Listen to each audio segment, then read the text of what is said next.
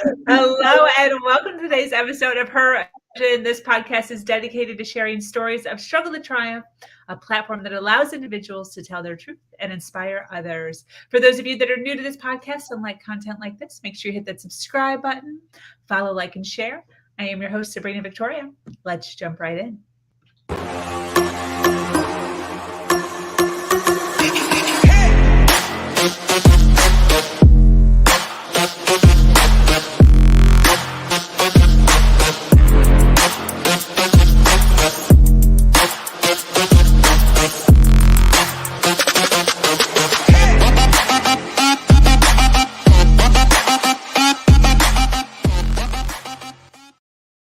Hello, and thank you for joining us today on this episode of Her Version. The Her Version platform is built on storytelling and the understanding that many times our greatest learning experiences come from listening to other people's stories. Today, I am speaking with an amazing woman named Sunshine Griffin.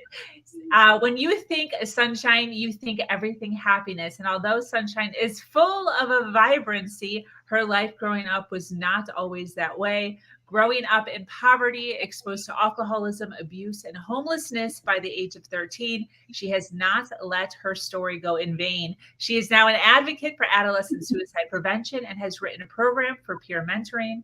As an executive life and business coach, Sunshine helps those struggling to bring health and wellness from painful past traumas. A global thought leader and speaker, she thrives in helping others to overcome their pain and shift their mindset from victim to victor. She believes that every past has a purpose, and I am so excited to hear more about her past and her purpose.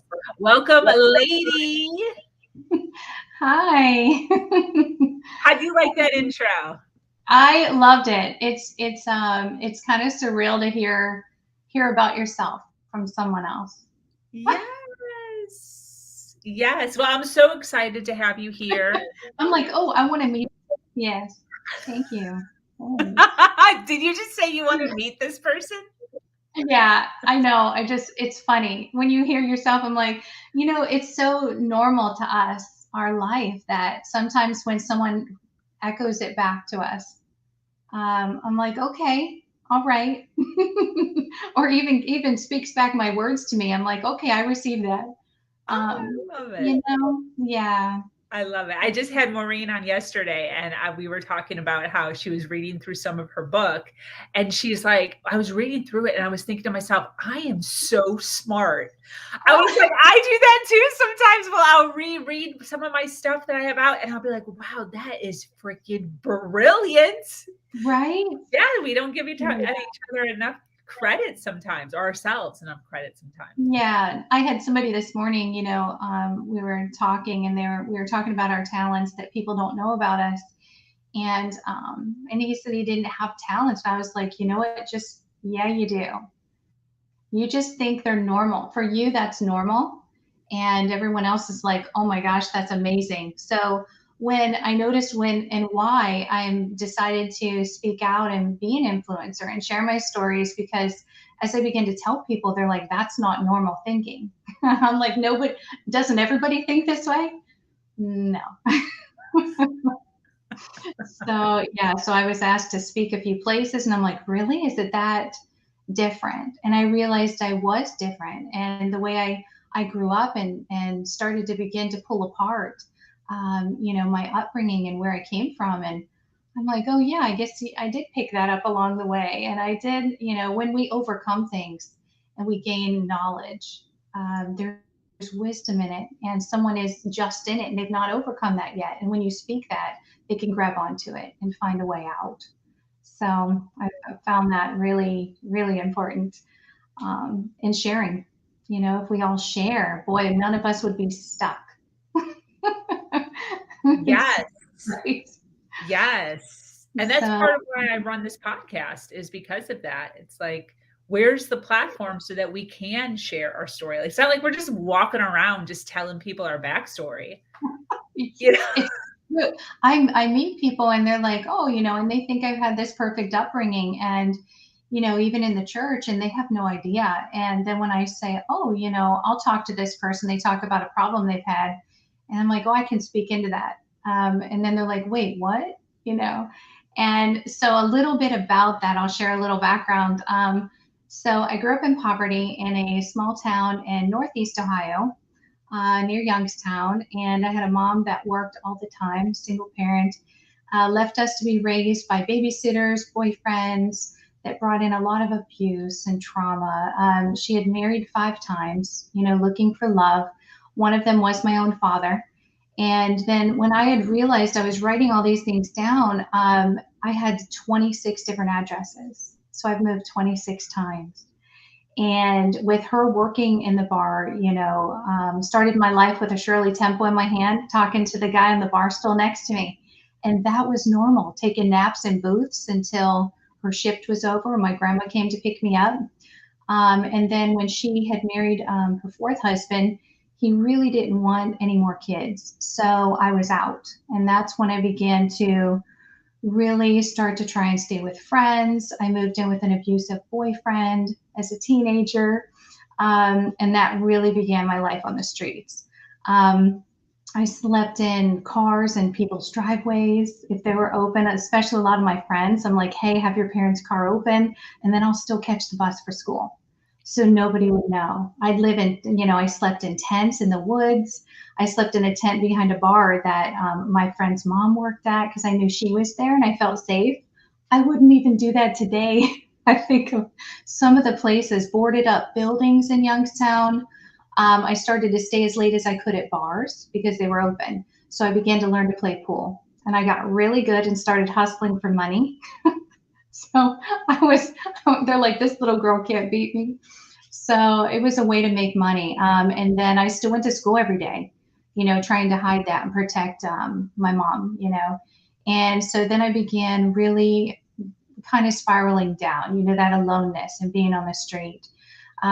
Failed suicide attempts, cutting. I started smoking cigarettes, marijuana. I started drinking so I could fit in with the other people that were there. It was the thing to do to cope.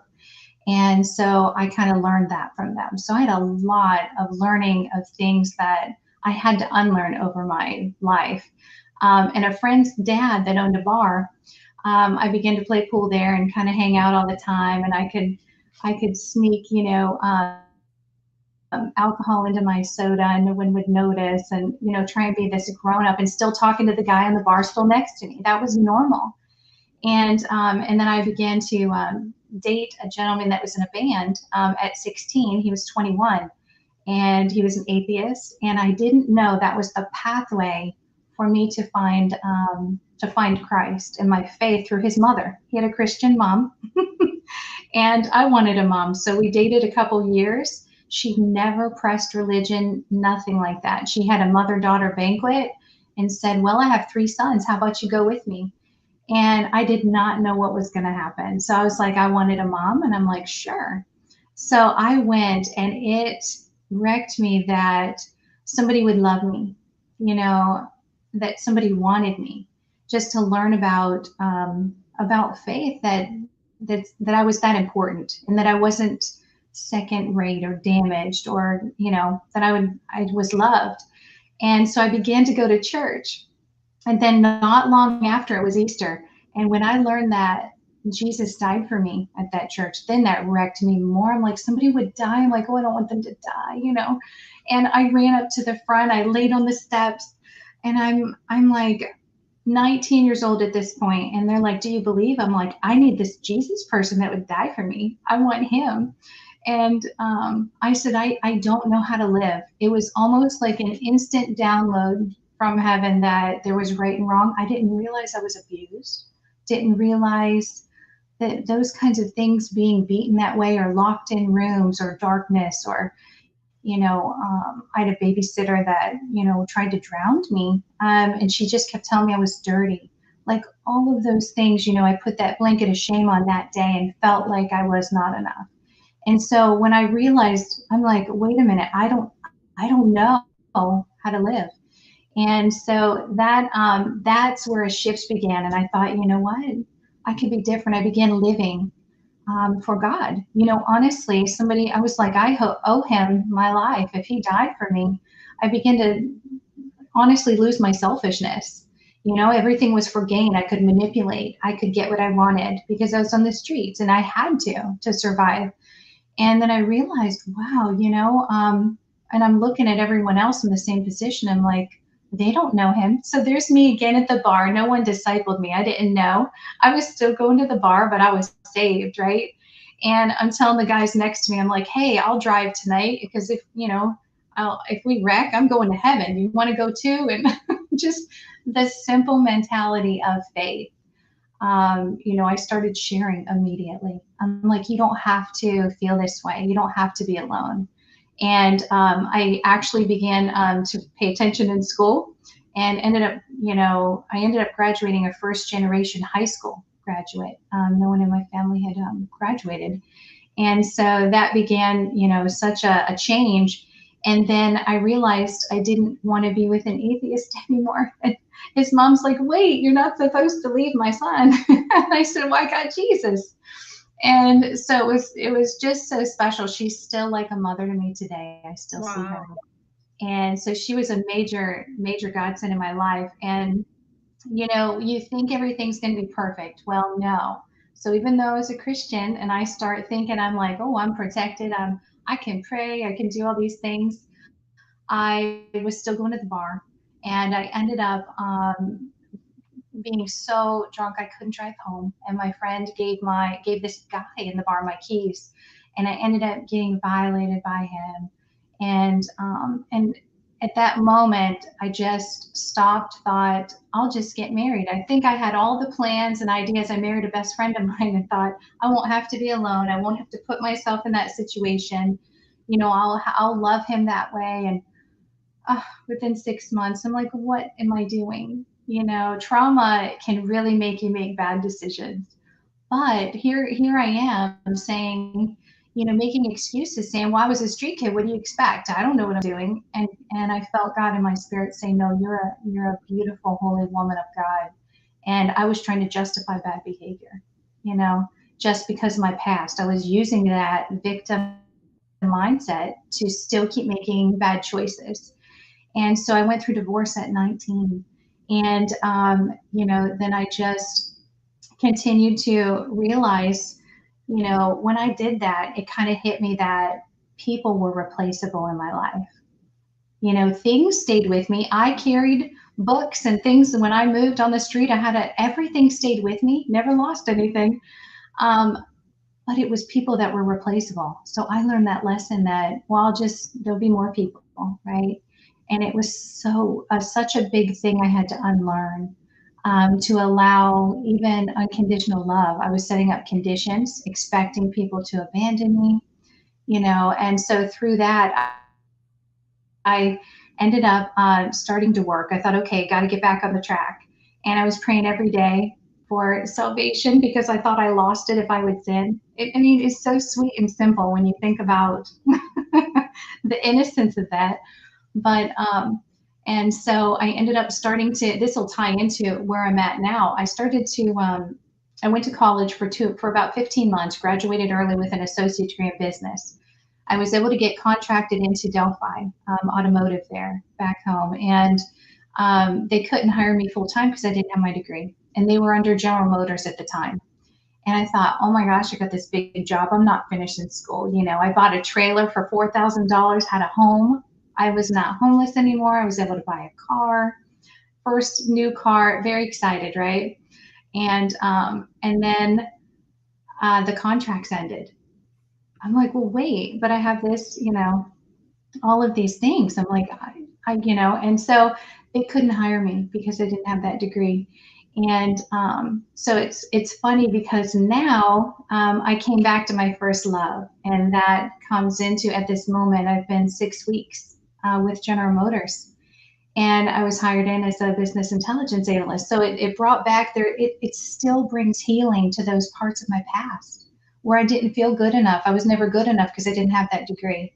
And I finally just finished it this year, but it took me, a lot of years. I had to start over.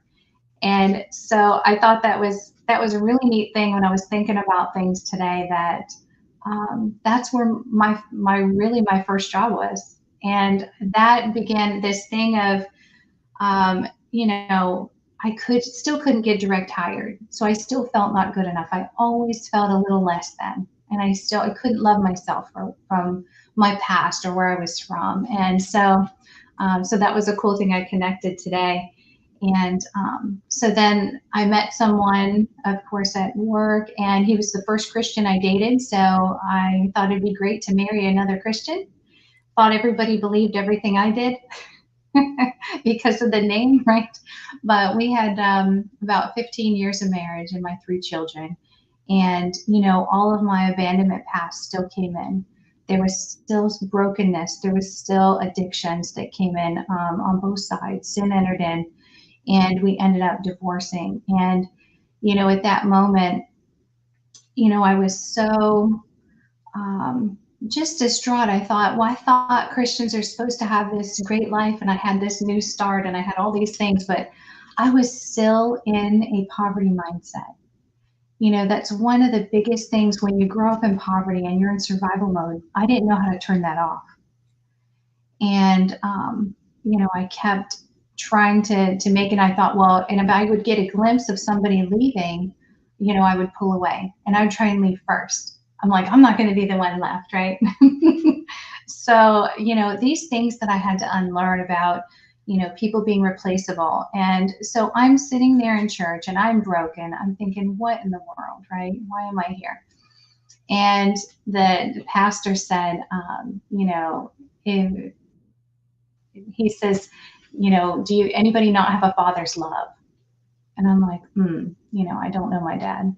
I don't really know him. I've had these terrible abusive fathers, alcoholics, and I said, you know, and they said, stand up so we can pray for you. I'm like, I am not standing up. And I start bawling. And the lady next to me, she's like, honey, I think you should stand up. I'm like, I'm not standing up. You stand up.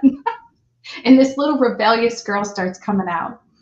And I'm like, I don't need it. And I'm crying. And I finally, you know, I was like, okay, fine. This is dumb. I'm thinking this in my head. And I stand up.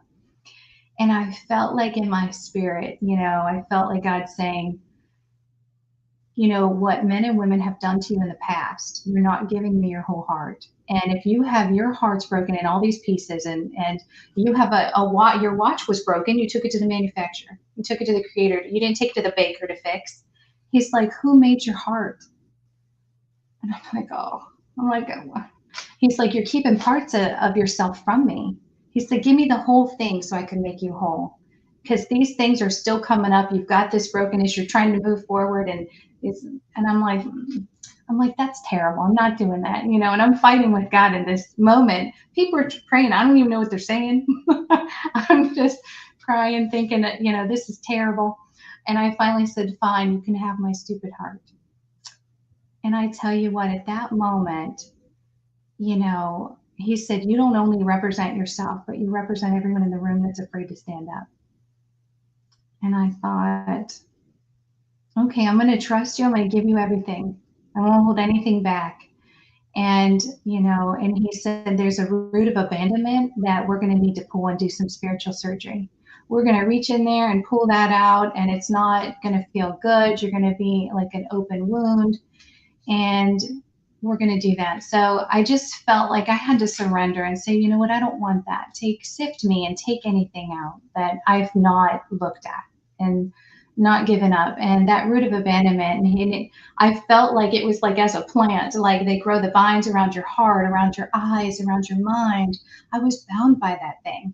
I felt like he pulled it out. I'm all bleeding, and, you know, and he's like, okay, I'm going to bind you up and make you whole. You gave me your heart.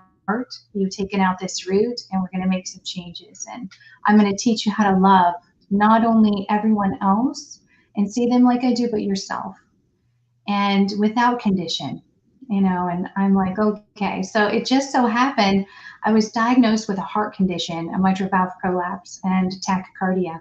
And I went in for my yearly checkup. It wasn't long after this, and he said, it's healed. I'm like, wait a minute, I've had it since I was 16, right? And they said I was going to replace that valve. And he said, you know, it's not there anymore. And I thought, and it took me back to that moment where I gave him my whole heart. He said he was going to make it whole. it not only emotionally healed me, but my physical body started to reflect these amazing things. And I was like, okay, if I wasn't a believer then, I sure was now. And, it helped me to forgive myself, forgive my mom. That was tough, going back and making sure she knew I forgave her. She was doing the best she could. And, it began to really make that shift, in my heart to realize that time doesn't heal, but love does. Having the love of, I had been on my own my whole life, and I always whined about not having parents. And God said, I saw you picking the daisies when you were little, doing the he loves me not. And I saw you fix it so that it would end with he loves me. The things that we do. And I said, okay, well then, and if you're the King of Kings, then I'm a princess. And I created my email as Princess Sunny because of it. Simple little things I had to surround myself to make sure that I changed that belief and that mindset about myself. I actually even have a ring. It's a crown that I wear, and it says forgiven. So when there are days where I'm struggling, even, where I feel like I'm starting to remember, and kind of, I'm an overthinker. So I will dwell on some of that stuff. And then I just remind myself who I am, and change my mindset. And when I say, so I was thinking, oh, I'm terrible. I was thinking today, I'm like, oh, I don't like my voice. I know it's so weird, right? You think about your own voice. Wow. And so I've made this a practice over the last several years, is if you can't say it in Jesus' name, like I hate my voice in Jesus' name, or I am a terrible person in Jesus' name, it doesn't jive. So there's not truth in it. So that helps me to know the truth about myself. I am an overcomer. I have a voice. Realizing how far your testimony can go and what it does to the hearts that hear it, that are stuck and hurting, broken, have been through things and don't know how to get through that. Thinking and knowing that there's so many other people. It looks so perfect on the outside. When I meet people now, they have no idea where I've come from. But I don't want to forget either, because even though those things shouldn't have happened to me, it made me who I am, and now I love me. And and it'd be an injustice if we didn't share our stories and share that overcoming, because I waited too long thinking that, and carrying a blanket of shame, honestly, from what other people put on me by what they did. I thought, oh, I put myself in this situation, or I put myself here. I even had my mom didn't want anybody to find out, so she was giving me drugs so that I couldn't cry. It was so crazy, because I was only, I had to be like 12, maybe 13, but trying to hide things. And there's nothing more than, when you hide things, boy, they can fester. But when you give them to the light or tell someone, boy, it opens up. And I thought, wait, I have a choice. I don't have to do that. I'm going to cry if I want. So I'd be at school crying. I swear I cried for like 2 years. But going through surrendering and knowing something's not right if you're crying. So listening to your body, but it was healing. That allowed me to be able to, I realized when I can talk about myself and what I went through, there's healing there. Yeah. And the more that I share, I started going into the juvenile detention centers and asking these kids, I'm like, okay, you're in here, what's up? And they're like, what do you know? Right? I'm like, hold on, let me just tell you. And I said, you could change your statistic right now. I became a statistic for the good side. I ended up going back to school in 2015, finished that degree I started. Now, they wouldn't take what I had, so I had to start over. It took me 5 years as a single mom of 3 teenagers.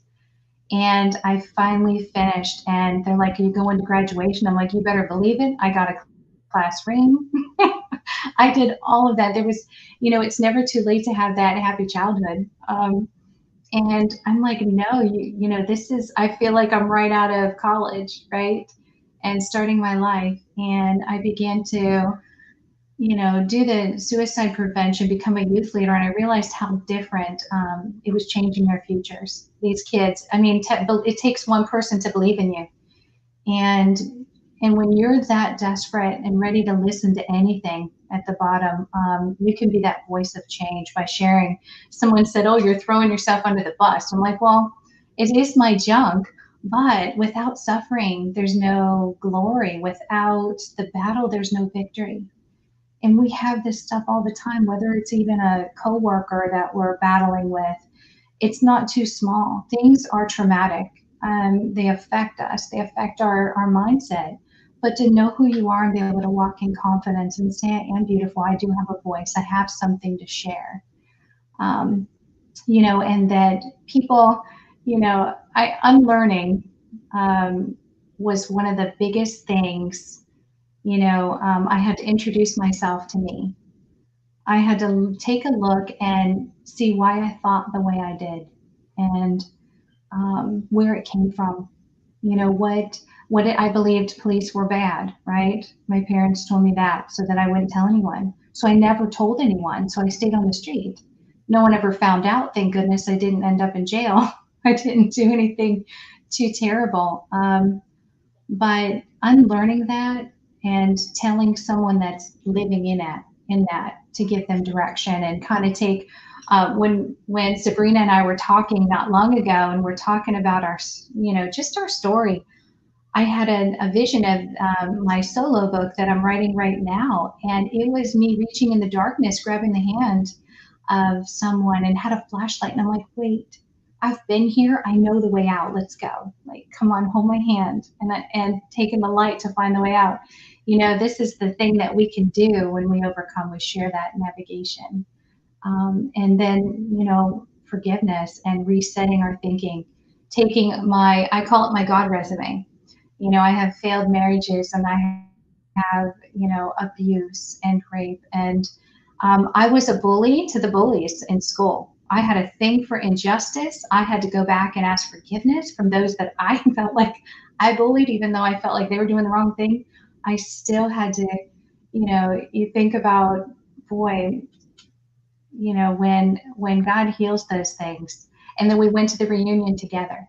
I mean, there's so many opportunities to walk out, you know, this growth and development and help other people to see your God resume, even though it's all your junk. It is giving you the right to speak into someone's life. They're like, how do you know? Or what do you, well, you know, I've walked through this, or you have wisdom. So many people don't realize all the stuff they've gone through. They have wisdom. And when you share that, it exposes, you know, the plans of what I feel is destruction from the enemy trying to break us down and get us to not use our gifts.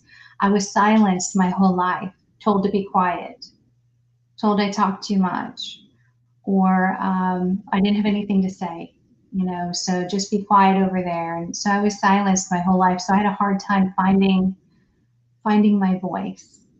And, you know, as I graduated and was celebrating this new position, and I posted on LinkedIn, and I had a beautiful woman reach out to me and say, hey, would you write a chapter in this book?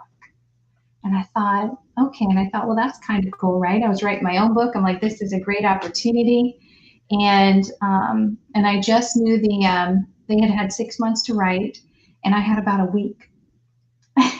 So I'm like, you know, what would I have a problem saying no, because I feel like I could miss an opportunity for someone to be healed or to be free. So I'm like, yes, I'll do it.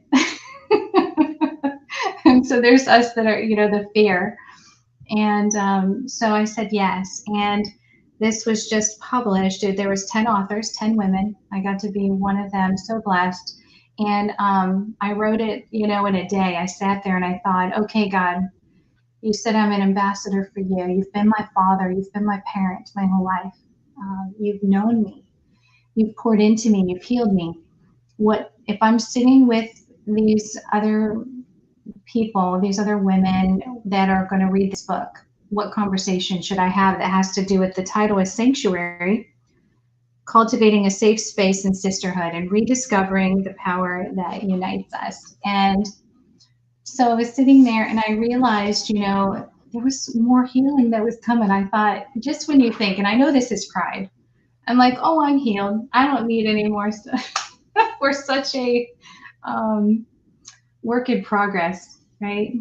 And so it was called Your Greatest Power Lies Within Your Heart's Desire. And I had realized, having failed marriages, people are like, I love being married. I believed in it. And I watched my mom. I said, I won't be like my mom.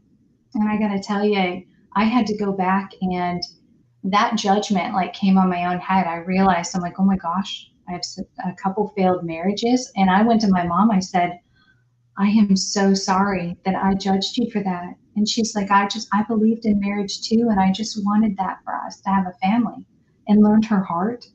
I was like, oh, forgive me for the way that I was judging you. And here I was saying, I'll never be like, and here I was, isn't that the way it happens? You become, you try so hard not to become something. And then I'm like, really? So I had written in here that, that it's pretty much giving you permission. The things that we want, our dream is not foolish, unattainable or childish. I still love to be a wife, and I still, I want that in my future. And I've taken time to heal, spend time with God,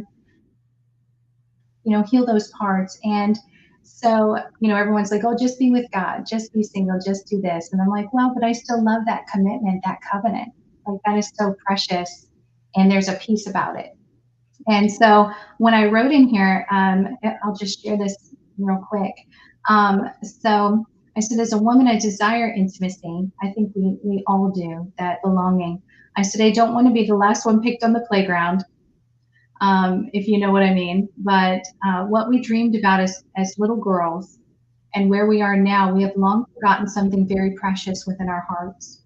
It's worth taking the time to rediscover your heart's longing for that thing you felt in your chest when you were dreaming, that fire that was blazing just under the surface and your heart racing, that now is down to a faint beat and a small glowing light barely at a smolder.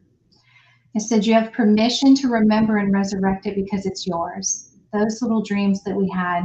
I said, the seed of abandonment was planted in my heart when I was a toddler, left to raise myself by a mom that worked many jobs in a tornado of abusive babysitters, destroying my innocence and trust, and one after another alcoholic stepfathers coming and going, all watering the seed, cultivating its destructive behavior within me. I was left with a heart that believed people were replaceable. And I felt like I was not worth someone coming, the prince coming as Cinderella. That was my dream that I was resurrecting, that I wasn't worth fighting for, that someone wasn't coming to rescue me. And so, so my chapter specifically was, oh my gosh, resurrecting the childhood dream, whatever it was. And having permission that it's not foolish. We can still dream. We're allowed to dream, and have permission to want those things that seem silly or seem unattainable, but it's ours. And sometimes it just takes someone to give permission, even though we don't need it. Sabrina said it several times in a lot of her posts and a lot of her other podcasts. It gives permission to feel that way, or to be that way, or to be yourself. It's so funny. We try to fit in and be what we think we're supposed to be. So, that's kind of how I found myself. And now I'm in a place where I get to still, do little not podcasts, but do little Zoom videos with even boys' homes, or even executives that are stuck at this 6-year-old trauma state where they're struggling to lead their team, and talk them through that and help them navigate those thoughts, go back to that space and say, what do we need to pull out? Because sometimes there's one root I pulled that root of abandonment, allowed God to take that from me. I'm like, I don't want it, but it gives me, if I keep it, I have permission to behave badly. And he's like, but that's not who you are. I'm like, fine, just take it. And it's surrendering those things and giving up the familiar things that we can hide behind from our past, but using them for purpose, saying, you know what, I used to have this happened to me. It's not my identity. And so when I feel like a failure, I'm like, I am so successful. I just speak the opposite. And there's those days, I still have them, where we struggle. I think we all have those, and feel ashamed of what's happened or to share a story. And I'm like, you know what? But it did happen. So it's okay if it's out there. I say it. It's truth, and I think that's where being real, that brings freedom. And yeah. so so it's been pretty exciting. Sharing this book. It's only been out uh, about a month, and I just ordered 50 copies because I had a few people asking for signed copies. I'm like, what? It's just very humbling. So I'm able to write a personal message, individual to each person. I just pray about it, and what speak life, speak truth or wisdom that I've learned along the way. Success is overcoming. If you have a heartbeat, you have a purpose, and it's only for you. There's a reason you're here. And so those kinds of things, have really been exciting. That's new. So this part's new, but it's making me excited about finishing my own solo book.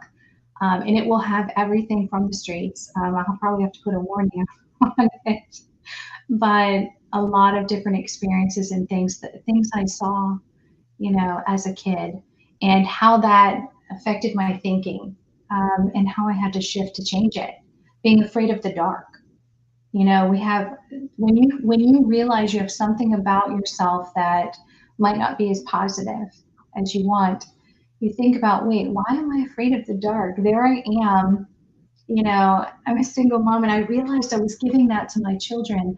I was like, oh, turn on the bathroom light before you go to bed and leave my room. And I was like, wait. And they're like, wait, should I do that? So I was realizing the kids weren't following me. And then let's look at that. And it took me, to realize that I was abused a lot, with somebody coming in the middle of the night. And so I was making an agreement with myself and the enemy that I was expecting somebody to come in. So I'm like, believing that. And so I had to honestly get rid of that and say, you know what, I'm safe. I'm safe in this place. I'm no longer in that space. And turn the light off for the first time.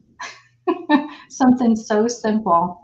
But I told the kids, I'm like, wait, if I accepted Christ and he is the light of the world and he is in me, I will never be in darkness, no matter where I go. That is, I will never be in darkness again. And so that got me to overcome and stop making that agreement and go into bed with fear that I didn't even realize I still had. Just simple stuff. So when you go through your you go through your life and you're looking at some of your behaviors, it's so worth going through and seeing what your patterns are, what you're thinking about, and remove those thoughts, and replace them, figure it out and be like, okay, I need to face that. I need to deal with that thing. Because it seems like it'll circle back. It seems to always circle back. I call it like a day of reckoning. There's always a day of reckoning.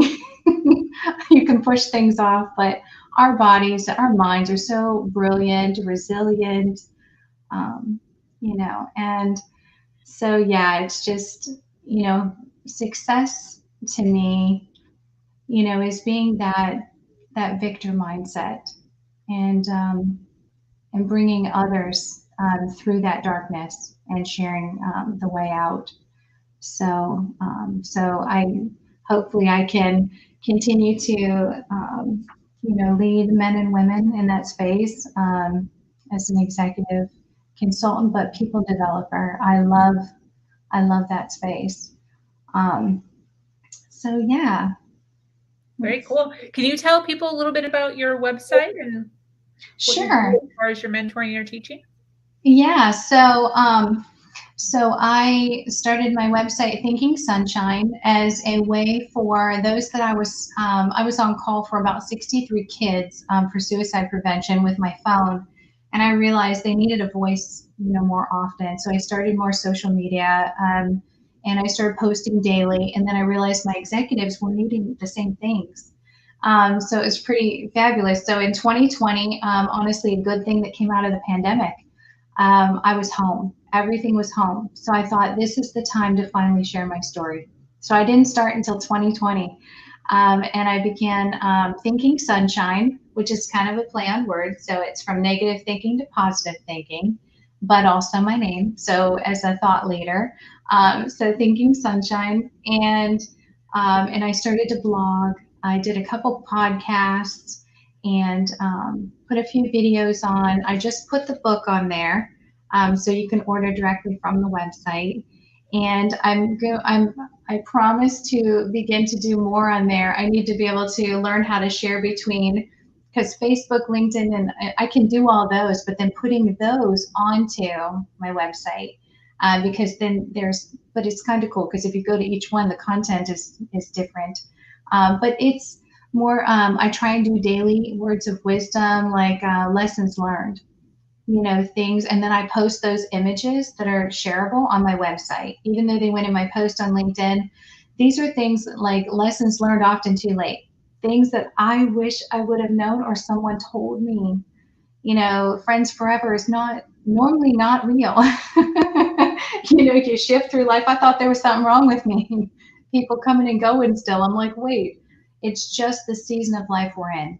You're in college now, you have these college friends. You start this new career, you have career friends. Some people will fall off.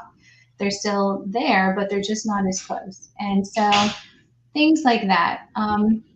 And then, the heart pictures I've put on there, that is a special way that I feel like God reminds me He loves me, is I will find hearts anywhere. I chewed up a piece of gum on the ground. It's ridiculous. So I post them on there. No, it's really like a potato, things you wouldn't even think of. I'm like, really? Piece of bacon? So that's kind of fun. People from all over the world now have added pictures. And when they see a heart, they think of being loved. I'm like, you're not alone. And so they've adopted, this. So I said, please share them. Please put them on here. Send them, or I'll post them for you. So yeah, so that's been pretty fun. Yeah. So what do you think is the number one lesson you've learned from your life? I would say,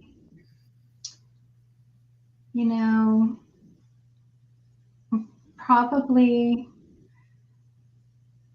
one of the biggest things, forgiveness, I know, is a big part that I hear from a lot of people as well. Forgiving. I held a lot of anger, a lot of resentment that I really needed to get rid of. And, it came down to something I didn't think about. I'm sitting there and I found out, and this was true, but most of, some of the people that abused me, they were abused. Somebody abused them. And when I realized that they felt the pain that I felt, I was able to honestly let it go much more quickly and have empathy, even though they shouldn't do that, but I'm like, wow, their day of reckoning of knowing what they did to me, I pray for them to find peace in that and forgive themselves. That's huge. So forgiving and knowing that we're not perfect and no one is perfect, and loving each other the way we are. I know that, my mom's not perfect, but I love her for where she is and who she is. Even if we don't support some things people do, it's loving them in that space. And I believe that's like the, acceptance and, and again, with time doesn't heal, but love does. You can almost love someone into health. just by caring. So yeah, that's probably number one. That's awesome. And then to close up, what do you wish for? Oh, what do I wish for? um, I don't think anyone's ever asked me that. That is super sweet. I wish for, freedom and healing to come from, the stories that we share, for the things that I share, for my voice to go farther than I'll ever know, that it would change a heart, heal a heart, that it would connect people, be an example of light and love to the world. Honestly, I think we need more of that. So my wish is honestly to reflect reflect that, and for more women and men to be free from feeling like they're not enough, and to be able to step in and be able to speak out and be bold. That would be the ultimate wonderful reward to see. Yeah. Fantastic. Well, I thank you so much for sharing your story. I thank you so much for hanging out with us and sharing your book. Can you show us the book? The cover? Oh yeah. Yeah. I So love it. there's the book.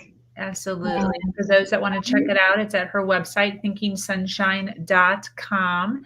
If you resonated with Sunshine and all the goodness that she shared, make sure you check out her website. But Love it. I love it. There's me. It's such a surreal feeling. Like I'm like, oh my gosh, that's me. Yeah, sorry. But see, I'm way too excited about. That's awesome. I love it. I love it. Um, so for those of you that resonated with Sunshine and her story, make sure you check out her website, follow her on social media, reach out. She's a very loving, kind individual, as you can see, and she's more than willing to help, share, and all that goodness. So any closing thoughts? Me? Yeah. I'm like, me? I guess one of the biggest points I didn't mention is, make sure that you look at your identity as who you are, not what's happened to you. And remember not to be so hard on yourself, and don't label yourself, as a street kid, or as a failure in relationship, or whatever it is that happened to you is not you. Your purpose from the beginning of the day you were born stayed the same. All those things are temporary. They all have happened to you, and they give you wisdom. Just glean the wisdom from it and move forward, where it's all learning, and become the best you can be from those things. So Absolutely. Very yeah. cool. Well, thank you so much. I appreciate you. For those of you that are watching live, thank you for being here, for listening in. For those of you watching on the replay, make sure you hashtag replay so that we know that you were here and that you were hanging out, and we can send you some love. This community is expanding every single day, and it's filled with females who are striving to do better than they did yesterday. For those of you that are new to this podcast and like content like this, make sure you hit that subscribe button, follow, like, and share. If you have an amazing story to share, I've struggled to triumph, be sure to reach out to me here or at herversion.life. I am your host, Sabrina Victoria, and I am so grateful to be here sharing a platform that allows people to share their truth and inspire others. As always, do something